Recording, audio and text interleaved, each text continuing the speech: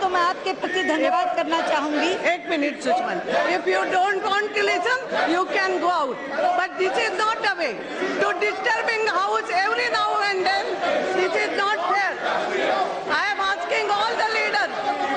No, this is not a way that you are disturbing the house. No, she has right. Yes, yes, Sushman.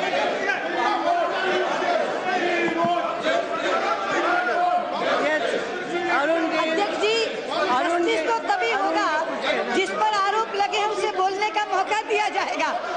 Justice कैसे होगा? Justice तो मुझे चाहिए। अरुण जी बोल रहे हैं। एक घंटा खड़गे जी सुषमा जी के खिलाफ बोले हैं, तो स्वाभाविक है कि अब खड़गे जी उसका उत्तर भी सुन ले। क्या खड़गे जी के जवाब इतने खोखले हैं? क्या इतने खोखले हैं? Is your claim so hollow that you are not willing to listen to the reply? Please. No, I am sorry, this is not fair. आपने आप एक तो आप वेल में से नहीं बोलोगे। आपने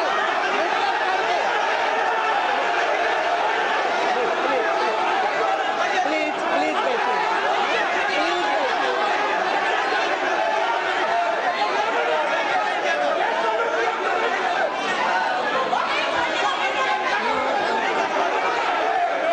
Please go to your seat. I am requesting Mr. Khadge as a leader. I am requesting Mr. Khadge as a leader. Please take all of them to the seat. एक घंटा आपने जिन पर आरोप लगाया, you will have to listen. I am sorry. This is not fair. This is not fair. Mohammad Salim, take your place. Mohammad Salim, no. After this you can speak, but now you have to. No. You can. Please बैठिए।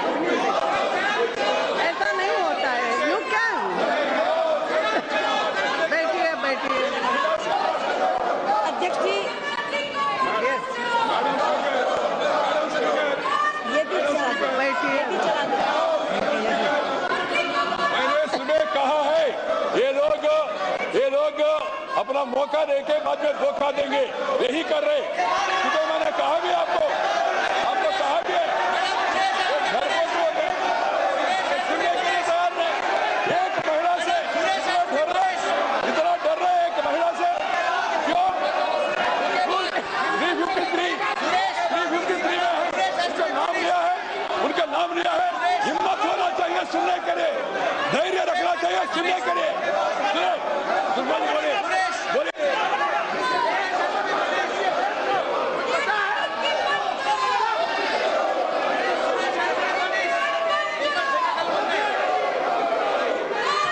अध्यक्ष जी, सबसे पहले तो मैं आपके प्रति धन्यवाद करना चाहती हूँ कि आपने मेरे निवेदन को स्वीकार करके सदन की सेंस लेके इस स्थगन प्रस्ताव को स्वीकार किया। हालांकि वही हो रहा है जिसकी हमें शंका थी। मेरे साथी मुझसे कह रहे थे कि तुम पहल मत करो चर्चा की, ये खुद बोलेंगे और तुम्हें सुनने नहीं देंगे।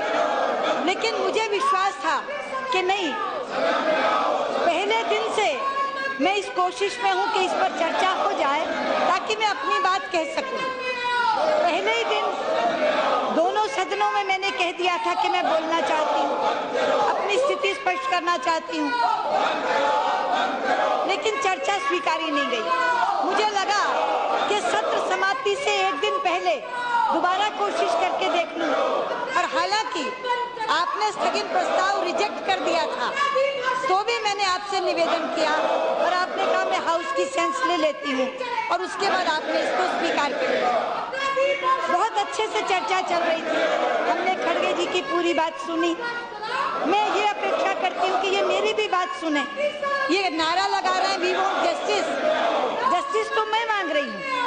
आपने जो आरोप लगाया उसके बारे में अगर आप मेरा उत्तर ही नहीं सुनेंगे तो मुझे न्याय कैसे मिलेगा?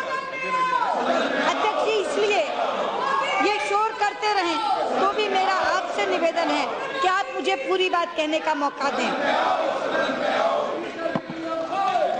अध्यक्ष जी,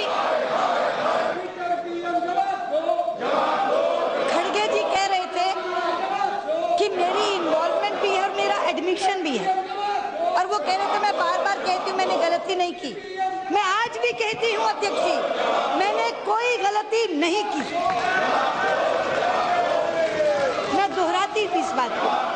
जिसको वो एडमिशन कह रहे हैं, वो आपके सामने किया था मैंने एडमिशन। क्या कहा था कि अगर एक ऐसी महिला की मदद करना जो भारत की नागरिक है, जो 17 वर्षों से कैंसर से ग्रस्त है, जो किसी अपराध में लिप्त नहीं है, जिसके खिलाफ कोई केस नहीं है और ऑपरेशन कराने के लिए पुर्तगाल जा रही है, वो ऑपरेशन जीवन घातक है। अगर उस महिला की मदद करना गुनाह है तो मैं ये गुनाह कबूल करती हूँ। ये मैंने कहा था। उसे मेरा एडमिशन ऑफ गिल्ट कह रहे हैं ये। जरा पढ़ें उसको कि क्या कहा था मैंने। और जहाँ तक ताल्लुक है इस बात का, मैं आपके सामने एक बात कहना चाहती हूँ। ललित मोदी को यात्रा दस्तावेज देना या दिलवाना, ये तो मेरे विचाराधीन ही नहीं था।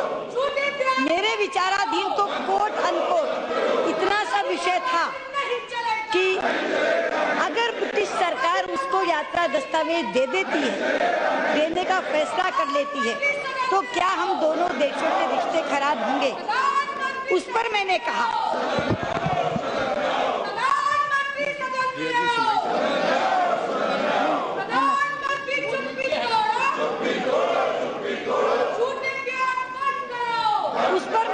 जो मौखिक संदेश भिजवाया, British government should examine the request of Lalit Modi as per British regulation.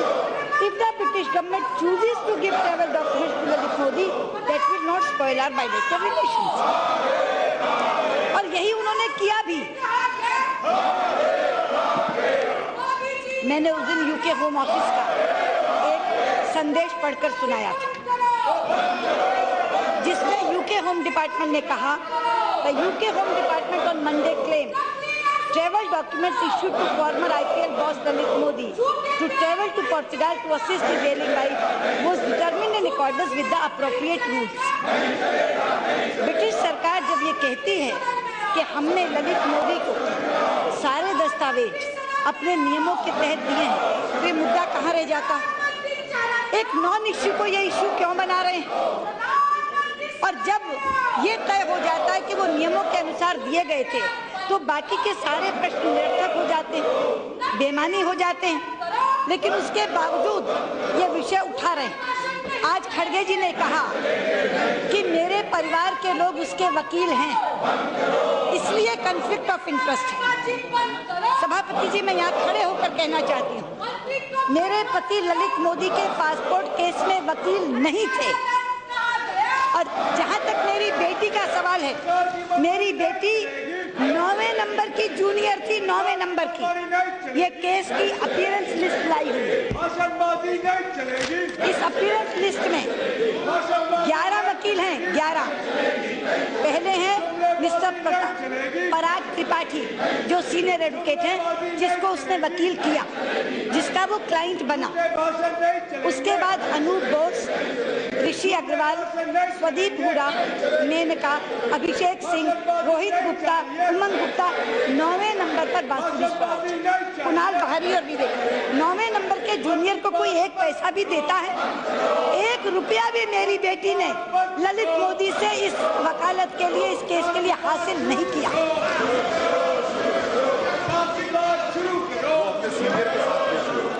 वो अपने सीनियर के साथ अपीयर हुई, जूनियर, वो भी 9वें नंबर की। लेकिन कॉन्फ्लिक्ट ऑफ इंटरेस्ट क्या होता है, ये मैं इन्हें बताना चाहती हूँ। कॉन्फ्लिक्ट ऑफ इंटरेस्ट क्या होता है, ये मैं इन्हें बताना चाहती हूँ। अध्यक्ष जी, कॉन्फ्लिक्ट ऑफ इंटरेस्ट तब होता है जब पी चिदम्बरम वित्त मंत्री होते हैं और उनकी पत्नी नलिनी चिदम्बरम को उनका अपना विभाग इनकम टैक्स की तरफ से वकालत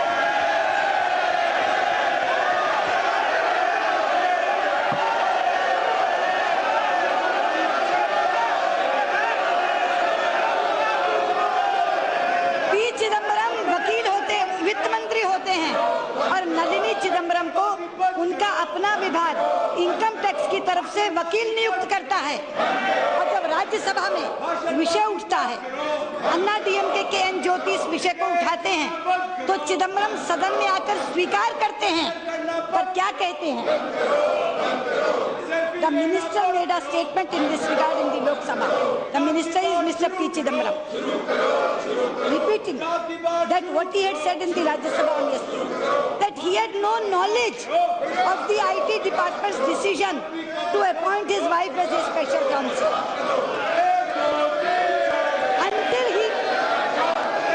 until he received the notice submitted by Anna DMK MP and Jyoti in this regard to the chairman of Rajya. On court, statement on court. I believe that none of my respected colleagues in the House would seriously think that had the matter been brought to my notice, I would not have allowed to proceed it further, he said. यानी स्वीकार करते हैं कि ये हुआ है, लेकिन कहते हैं मुझे तब तक पता नहीं था जब तक ज्योति ने बताया नहीं, और कहते हैं कि मेरे साथी ये स्वीकार करेंगे कि मुझे पता होता तो मैं ऐसा नहीं होने देता। यानी खुद ही खुद को बरी कर लेते हैं, गुनाह स्वीकार करते हैं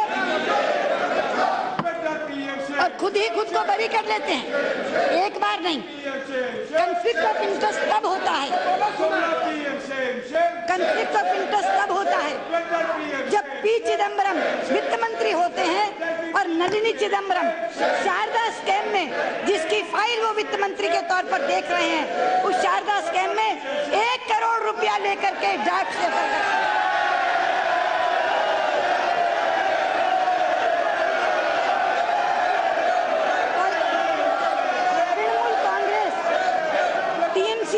उठाया था। Trinamool Congress on Thursday dragged Finance Minister P. Chidambaram into the unfolding Sarda scam by questioning the payment of more than ₹1 crore to his wife by Sudipto Sen, the disgraced chairman of the Busted Chit Fund, moving aggressively to contain the political fallout from the unraveling of Sarda, in which thousands have put in their money.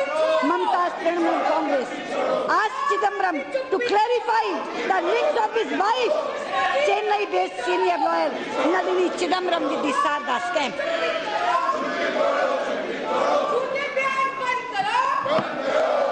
मेरे case में कोई conflict of interest नहीं है। मेरे पति ने एक नया पैसा इस पासपोर्ट केस में मेरे ललित मोदी से नहीं लिया। मेरी बेटी 9वें नंबर की जूनियर थी, एक नया पैसा उसे इसमें नहीं मिला। मेरा कंफ्लिक्ट ऑफ इंटरेस्ट नहीं है, conflict of interest P Chidambaram का है जब नलिनी चिदम्बरम पैसे लेती। दूसरा सवाल, मुझसे 7 प्रश्न किए हैं खड़गे जी ने। उन 7 प्रश्नों का जवाब देने से पहले मैं इनके उपाध्यक्ष राहुल गांधी का जवाब देना चाहूंगी, जो बाहर खड़े होकर वो बोलते। कभी कहते हैं सुषमा स्वराज ने क्रिमिनल एक्ट किया है, क्रिमिनल एक्ट एक भगोड़े को साइन करके दे दिया। अभी अरुण जी ने बताया कि वो भगोड़ा नहीं था। किसी कोर्ट ने ललित मोदी को फ्यूजिटिव एब्सकॉन्डर या भगोड़ा घोषित नहीं किया हुआ और साइन करके दे दिए। क्या साइन करके दे दिया? आप बाहर खड़े होकर के आरोप लगाते हैं। मैं आपसे पूछती हूँ, बताइए सुषमा स्वराज ने ललित मोदी को क्या साइन करके दे दिया? अभी खड़गे जी कहते हैं इनके परिवार के संबंध हैं, उन संबंधों के कारण ये मदद की गई। इसको अंग्रेजी में कहते हैं क्विड प्रो को। वो क्विड प्रो को का आरोप लगा रहे हैं मुझ पर। और राहुल गांधी कहते हैं जब चोर आते हैं तो छुप छुप के आते हैं। सुषमा जी ने जो काम किया है वो छुप छुप के किया है। मैं कहना चाहती हूँ अध्यक्ष जी, सुषमा स्वराज ने कोई काम छुप छुप के नहीं किया। अगर छुप छुप के किया तो क्वात्रोची को भगाने का तुमने किया।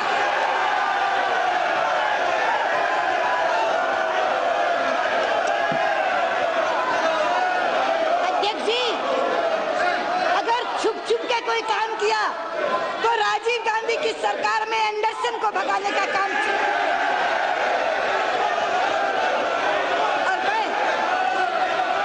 और मैं अपनी ओर से नहीं कह रही अध्यक्ष जी, ये इनके अपने मुख्यमंत्री की किताब है, अर्जुन सिंह जी की ऑटोबायोग्राफी।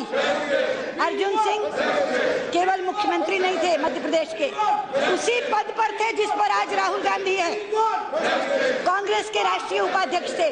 उस समय माँ बेटा अध्यक्ष उपाध्यक्ष नहीं होते थे, कोई ना कोई व्यक्ति और होता था।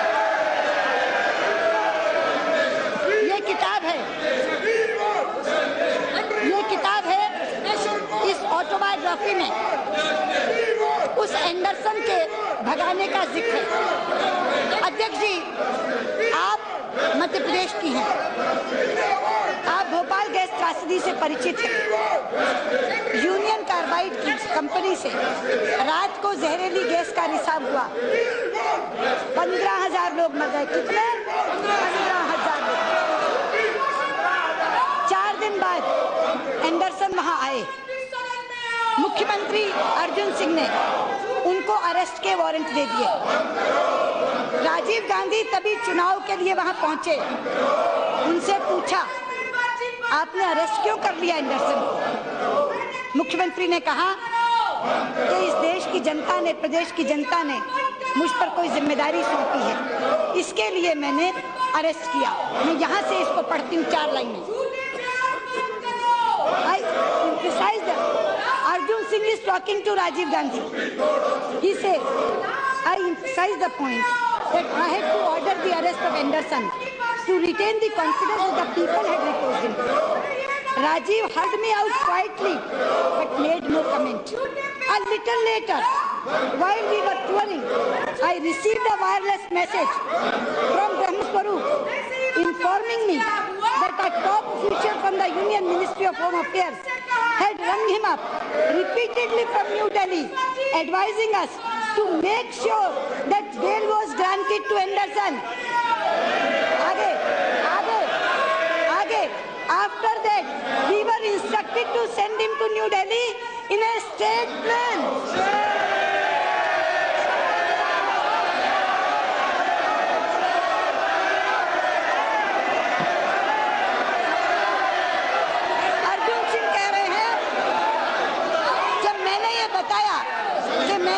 क्यों अरेस्ट किया था तो मुझे फोन आया, वायरलेस मैसेज, और कहा उसकी तुरंत बेल होनी चाहिए और उसे स्टेट प्लेन से वापस भेजो। आगे सुनिए, ये आप ही की किताब है, मुख्यमंत्री की किताब है। Early in the afternoon Anderson was granted bail according to Indian law by the Bhopal district magistrate. The DIG of Bhopal, who was supposed to escort Anderson in the airport after instructions for his release were given, was not in town. Consequently, सुनने की बात है, consequently, this task had to be done by Swaraj Puri very discreetly, छुप-छुप के। अरुण जी ने बताओ, discreetly की हिंदी क्या होती है? छिप-छिप के। डिस्क्रीटली की हिंदी क्या होती है? ये अर्जुन सिंह कह रहे हैं। Swarajpuri had to done this job very discreetly. The media did not immediately get to know that Anderson had flown out to Bhopal at 1 p.m. to Delhi and then to the USA. It was only around 6 p.m. that the BBC reported this news, which soon created a political storm. There was a huge hue and cry demanding to know why Anderson had been let off lightly. Anderson was flown out of India, never to return. Anderson was flown out of India, never to return. ये सुषमा स्वराज नहीं कह रही, ये कौन कह रहा है?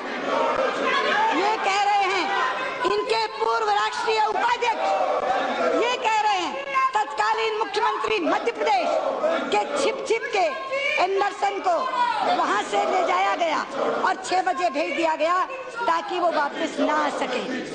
अध्यक्ष जी, इसका खुलासा थोड़े दिन बाद हुआ। ये सौदा क्या हुआ था ये पता नहीं लगा। अर्जुन सिंह इसमें कहते हैं मेरे कान में राजीव गांधी ने कुछ कहा था, लेकिन वो राज ही रहेगा। मेरे साथ चिता में भस्म हो जाएगा, मैं बोलूंगा नहीं, लेकिन वो राज पता चला। वो राज कैसे पता चला? वो राज कब पता चला? 6 महीने बाद, 6 महीने बाद वो राज खुला। 6 महीने बाद वो राज खुला। वो राज क्या था? राजीव गांधी का एक बचपन का दोस्त,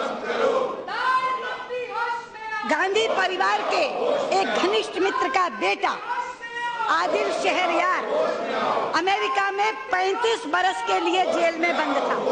कितने बरस के लिए?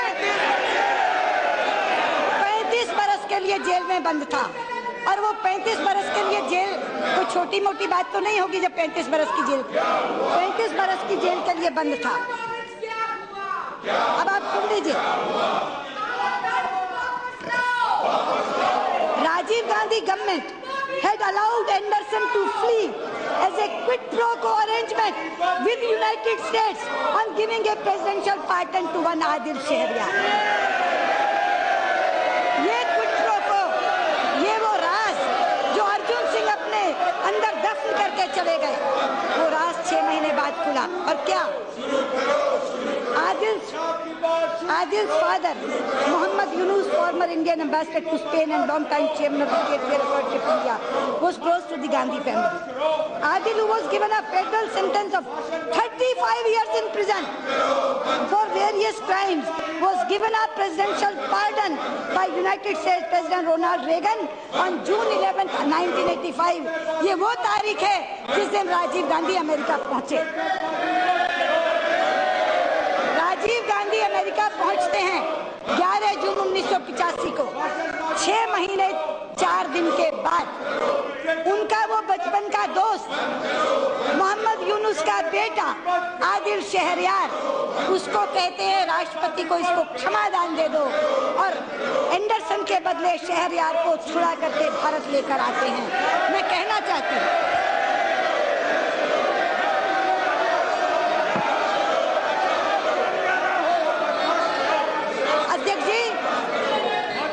अध्यक्ष जी, मैं यहाँ के माननीय सांसद कांग्रेस के उपाध्यक्ष, राष्ट्रीय उपाध्यक्ष राहुल गांधी को कहना चाहती हूँ, आपको बहुत शौक है छुट्टियां मनाने का, 2-2 महीने आप छुट्टियां मनाते हैं। आप जाइए किसी दिन, इस बार की छुट्टी में कहीं एकांत में बैठकर अपने परिवार का इतिहास पढ़िए। और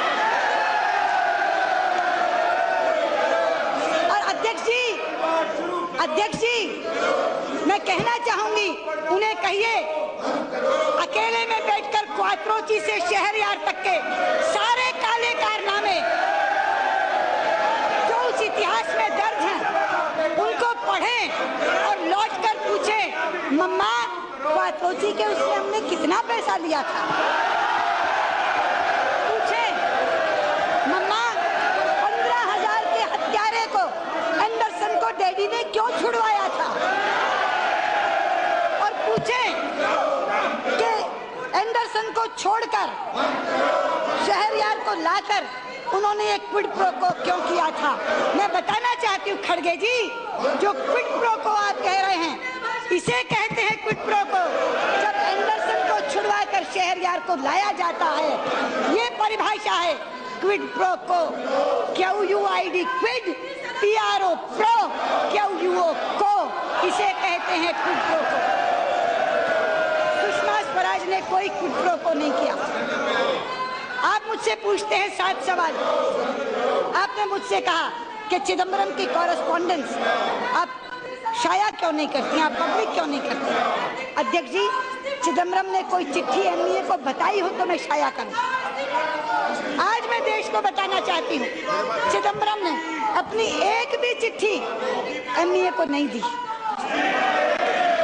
और MA को बाईपास करके वो चिट्ठी लिखते रहे अपने समकक्ष विदेश मंत्री ब्रिटिश, जिसको कहते हैं chancellor of exchequer, chancellor of exchequer को चिट्ठी लिखते रहे। हमें तब पता, उनके वित्त मंत्री, ब्रिटेन के वित्त मंत्री जो इनके समकक्ष हैं, वहाँ चांसलर ऑफ एक्सचेकर कहते हैं उसे, उसको इन्होंने पत्र लिखा। जब उसका जवाब आया प्रोटोकॉल के तहत विदेश मंत्रालय में, तब हमें पता चला चिदम्बरम ने कोई चिट्ठी लिखी थी। और क्या लिखी कि आप उसको डिपोर्ट कर दो। चांसलर एक्सचेकर ने कहा कोई हमारे पास रास्ता डिपोर्टेशन का नहीं है, आप एक्स्ट्राडिशन की रिक्वेस्ट डाल दो। दोबारा फिर चिट्ठी लिख दी कि एक्स्ट्राडिशन नहीं चाहिए, डिपोर्टेशन चाहिए। आप जानती हैं देश की साख कितनी गिरी। चिदम्बरम के चिट्ठी का जवाब तक देना गवारा नहीं समझा वहां के वित्त मंत्री ने।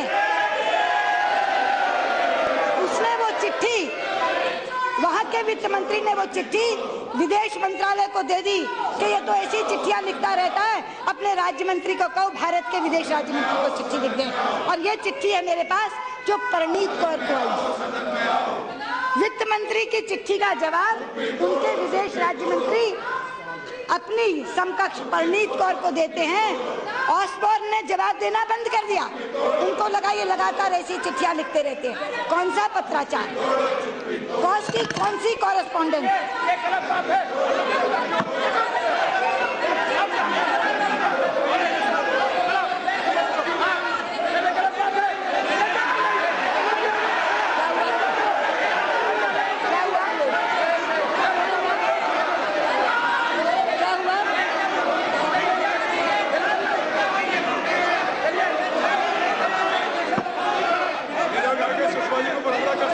क्या हुआ?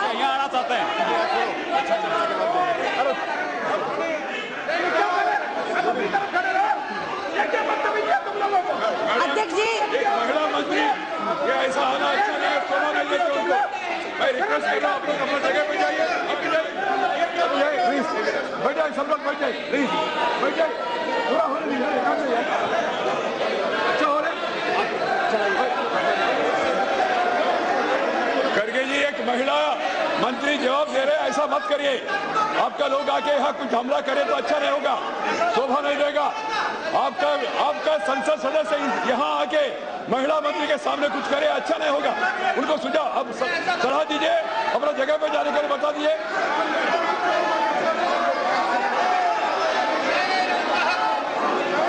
अध्यक्ष जी चुप करो। अध्यक्ष जी,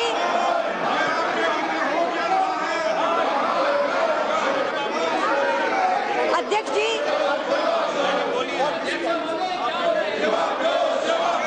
अध्यक्ष जी, अध्यक्ष जी,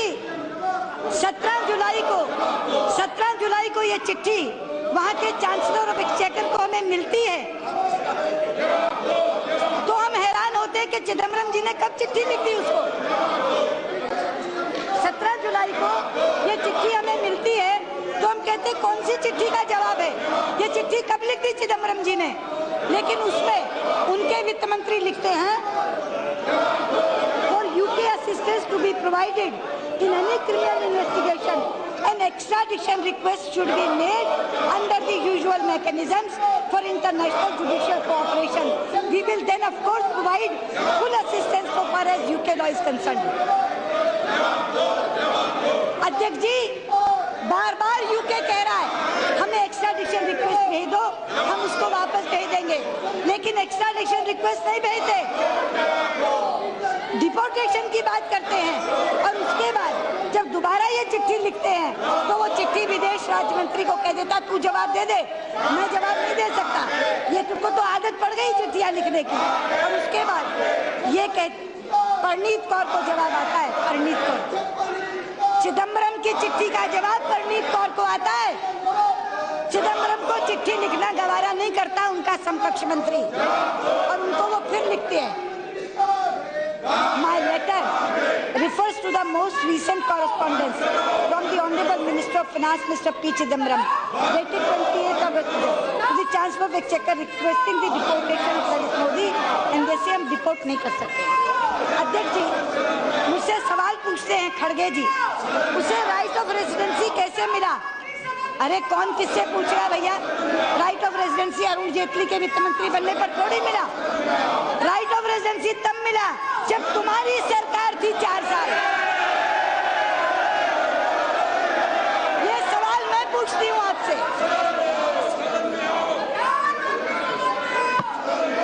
मैं प्रश्न करती हूँ आपसे, राइट ऑफ रेजिडेंस उसे क्यों मिला ये आप बताओ ना, आप मुझसे क्यों पूछते हो? इसके बाद पूछते हैं अपील क्यों नहीं फाइल की गई? अपील क्यों नहीं फाइल की गई?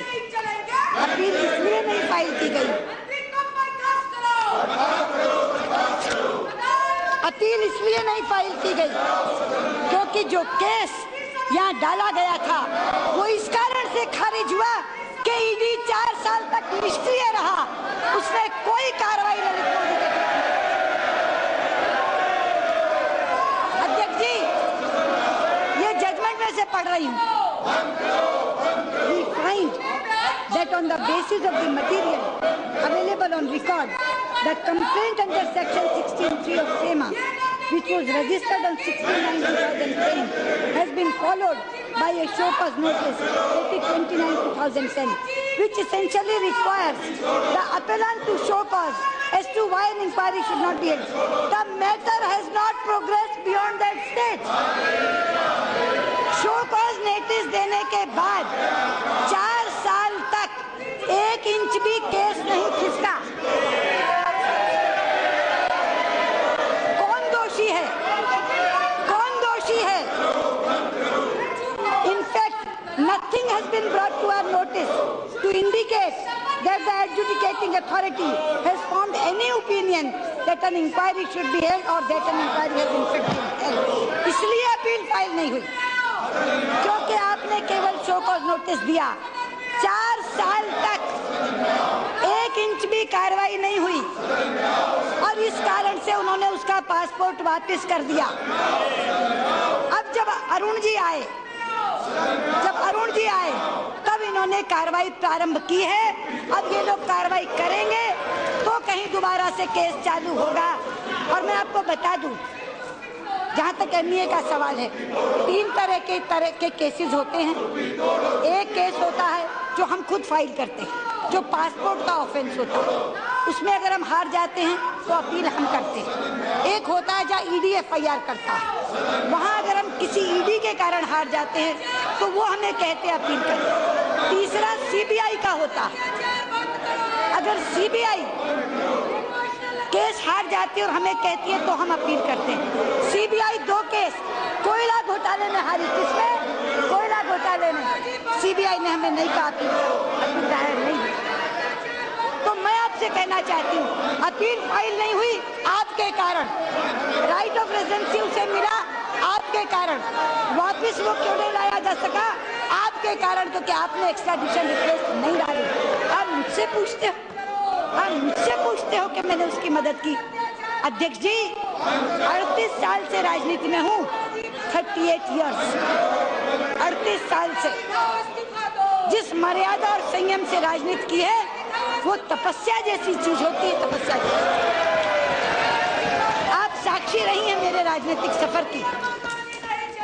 एक तिल भर दाग नहीं लगा मेरे दामन पे, एक तिल भर दाग धब्बा नहीं लगा। आज जीवन के इस पड़ाव पे आकर के मैं अपनी तपस्या भंग करूंगी? ये मुझसे किन चीजों का सवाल मांग रहे हैं? इन सारी चीजों के गुनहगार ये स्वयं हैं।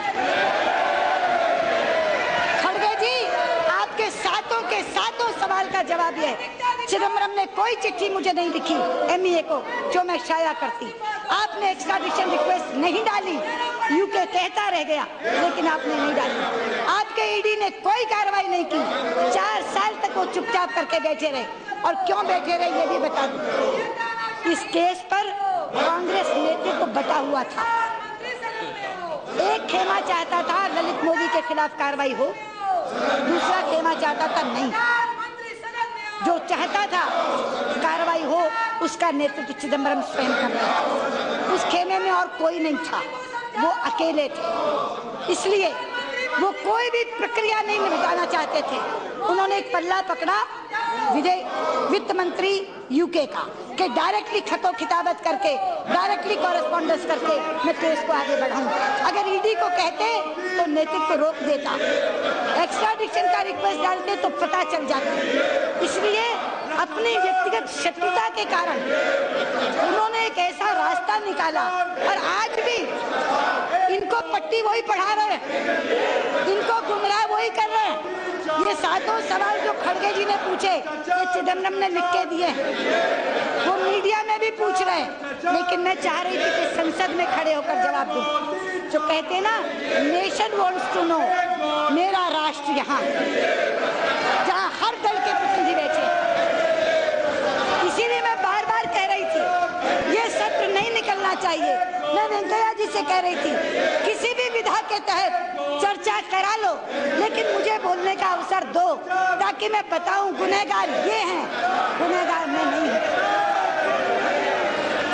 चाहे आज मुझे शोर शराबे में बोलने का मौका मिला। मैं चाहती थी कि इस सारी बात को शाइस्तगी से, शालीनता से यहाँ रखूं। खड़गे जी अपने आप तो बोल के चले गए और मेरे समय में इन सबको शोर शराबा करने के लिए खड़ा कर दिया। पर धन्यवादी हूँ आपकी, कम से कम इनके शोर शराबे में आपने मुझे बोलने का मौका दिया और मैं अपना पक्ष रख सकी। बहुत बहुत doctor P Venugopal. P Venugopal ji. Speaker, Yes.